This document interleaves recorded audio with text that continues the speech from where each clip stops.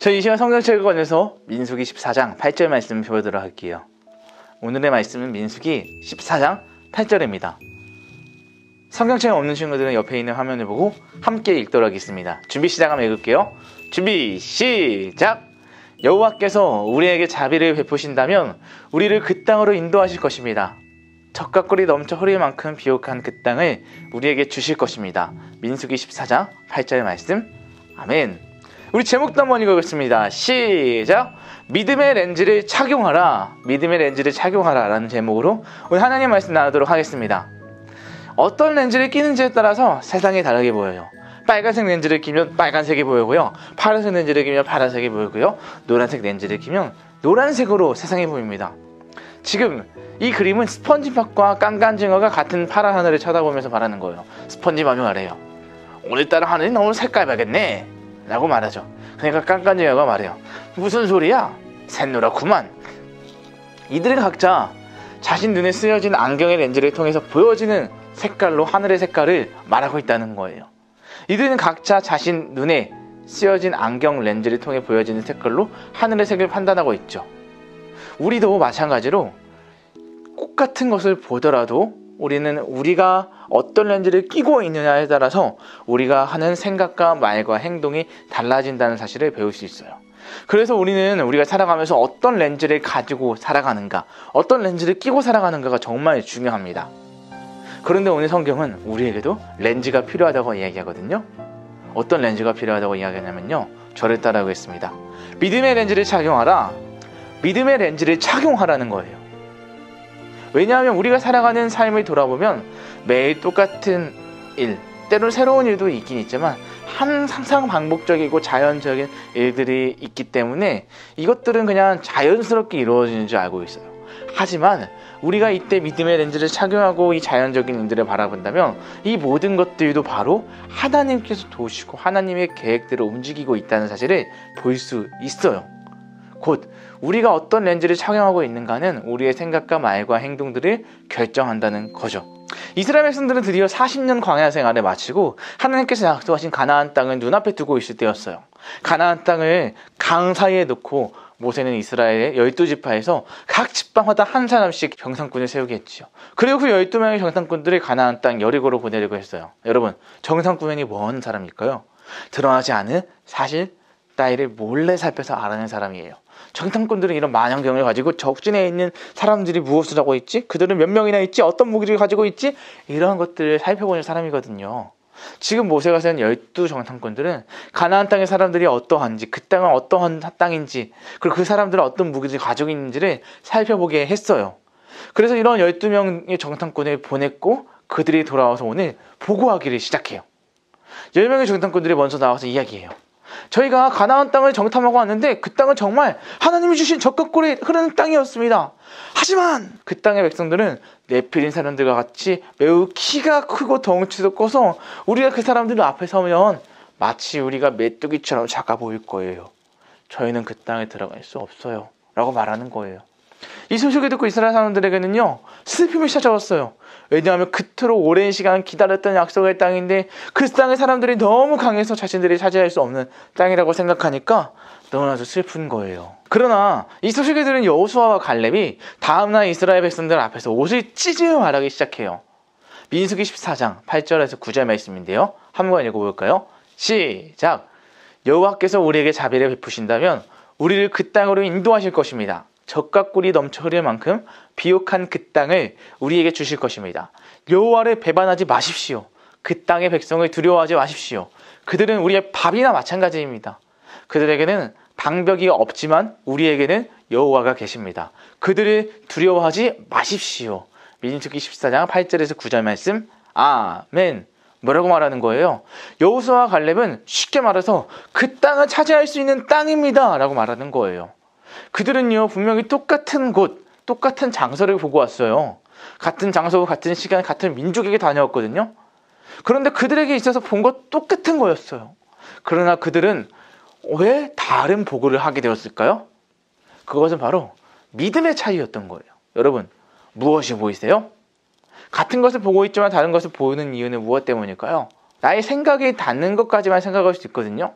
우리가 지금 옆에 있는 사진에서 볼 때 그냥 이렇게 본다면 바위나 마찬가지일 거예요. 하지만 여러분, 고개를 이렇게 한번 틀어보세요. 아니 또는 이렇게 틀어보세요.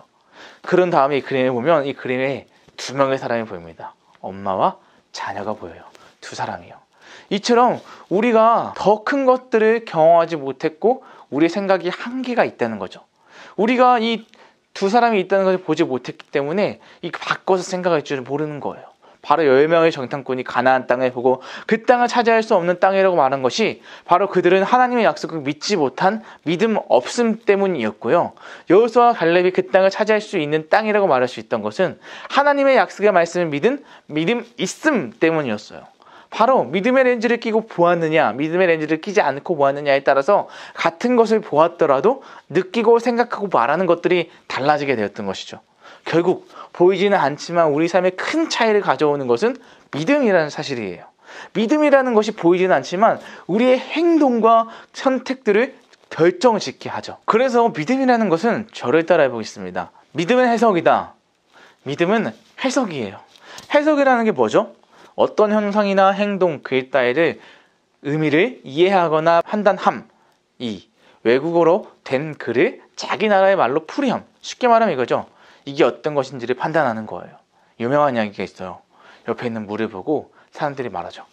물이 반컵이나 남았네. 우와, 반컵이나 남았어. 근데 어떤 사람들이 이렇게 이야기하죠. 물이 반컵밖에 안 남았네? 라고 말하는 거예요. 같은 것을 보지만 다르게 말해요. 지금 이 시간에 같은 예배를 드리면서 어떤 사람은 강도사님 설교 되게 재미없네 라고 생각할 수도 있고 어떤 사람은 되게 재미있네 라고 할 수도 있어요. 이처럼 해석이라는 것은 각자 개인이 처한 상황과 환경에 따라서 달라질 수 있다는 거예요. 여러분, 수족관에 가면 상어라는 동물을 볼 때가 있죠. 조그마한 물고기를 볼 때보다 상어나 고래와 같은 큰 것을 구경할 때 더욱 흥미롭죠. 와, 상어다 라고 말하죠. 우리 샤크 라고 하면서. 그런데 여러분, 이 상어의 크기에 놀라운 비밀이 있다고 하는데요.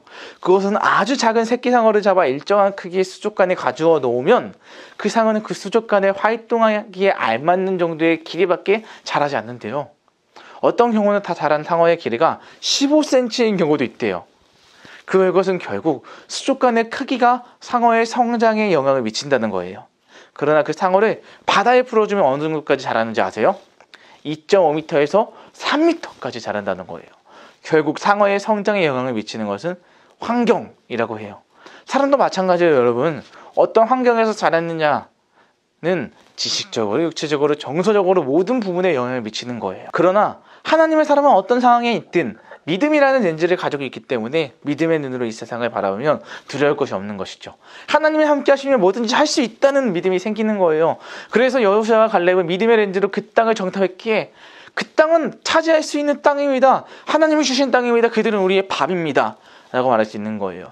그래서 중요한 것은 우리가 믿음의 렌즈를 먼저 가지고 있느냐가 중요하고요. 그리고 믿음의 렌즈를 사용해서 세상을 바라보는 것이 중요합니다. 할렐루야. 그렇다면 여러분, 믿음의 렌즈는 무엇일까요? 하나님의 말씀이에요. 하나님의 말씀이 믿음의 렌즈를 만드는 안경점과 같아요. 어렵게 말하면 하나님 중심적인 세계관이라고 말해요.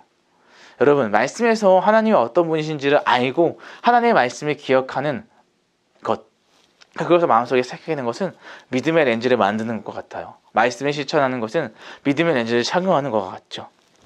그렇게 우리는 우리가 말하기에 앞서서 우리의 생각을 하나님 중심적으로 생각할 수 있도록 우리 마음에 하나님의 말씀을 새겨야 하는 거예요. 왜냐하면 말이란 생각을 담는 그릇이기 때문이죠. 말에는요, 우리의 생각이 담겨 있어요. 우리의 말은 우리의 생각을 나타내요. 그렇게 하나님의 사람은 믿음의 말을 해야 하는 것이죠. 말씀을 마치려고 합니다. 이제 태어난 지 한 달 된 갓난아기를 강도사님이 키우고 있어요. 이 아기를 보면서 이 아이에게 할 수 있는 단어는 딱 하나예요. 엥! 이거예요. 이 엥은요, 엥! 하면 저 똥 쌌어요. 엥! 저 배고파요. 엥! 저 기저귀 갈아주세요. 불편해요. 이 모든 것들을 다 한 글자 엥 하고 우는 거예요. 우리는 이 아기가 무엇을, 그리고 무엇 때문에 우는지 알 수 없지만 부모님들은 이 아이의 울음소리를 듣고 해석해서 번역하고 이 아이가 원하는 것을 해주죠. 부모님 놀라운 번역가예요. 전혀 이해할 수 없는 비언어적인 행동이지만 이것을 해석하고 번역해서 그 아이의 필요를 채워줘요. 마찬가지로 여러분, 하나님의 사람들도 믿음의 렌즈로 세상을 해석하는 동시에 믿음의 언어를 번역해주는 번역가예요. 하나님의 사람들은 무엇을 번역하나요? 바로 세상 사람들이 알지 못하는 하나님의 말씀을 우리의 말과 행동으로 번역해서 보여주는 거예요. 왜냐하면 여러분, 무디라는 사람이 이런 말을 했기 때문이죠. 100명 중에 한 사람은 성경을 읽고 나머지 99명은 그리스도인을 읽는다.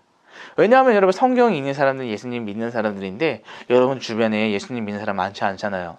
제가 보니까 학교에서 그리고 친구들과 노는 것을 보면 교회 다니는 사람들이 우리 나밖에 없대요. 주변의 친구들은 교회를 안 다닌대요. 나 혼자만 교회 다니는 것 같고 교회 다니는 것이 부끄러워질 때가 많이 있다고 하는데요. 이처럼 이 세상은 예수님 믿지 않는 사람들이 많아요. 그렇기 때문에 성경 읽는 사람들은 예수님 믿는 사람들만 읽어요. 그러니까 100명 중에 한 명만 성경을 읽고요. 그러면 나머지 99명 예수님 믿지 않는 사람들은 누구를 보는 거예요? 예수님을 믿는 한 사람을 보는 거예요. 그래서 우리는 믿음이라는 렌즈를 껴서 하나님의 일하심을 바라보고 하나님의 이야기를 우리의 행동과 말로 옮겨주고 들려주는 거예요. 왜냐하면 우리는요, 하나님의 사람은 말씀이라는 하나님의 언어를 세상의 말과 행동으로 번역해주는 번역가이기 때문이에요. 그래서 우리의 말과 행동으로 하나님의 말씀을 들려주는 거죠. 바라기는 여러분들이 바로 그리스도인은 번역가라는 사실을 기억했으면 좋겠습니다. 기도하고 말씀 마치겠습니다. 하나님, 우리는 하나님을 믿는 번역가입니다.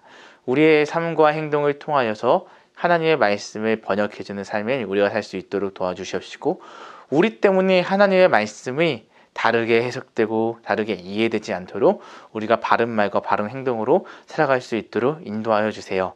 그렇게 하기 위해서 우리가 믿음이라는 렌즈를 끼고 하나님의 말씀을 가까이 하는 우리의 삶이 되게 해주시고, 오늘 여호수아와 갈렙처럼 믿음이라는 렌즈를 끼고 이 세상을 바라볼 수 있도록 인도하여 주옵소서. 감사드리며 예수님의 이름으로 기도드립니다. 아멘.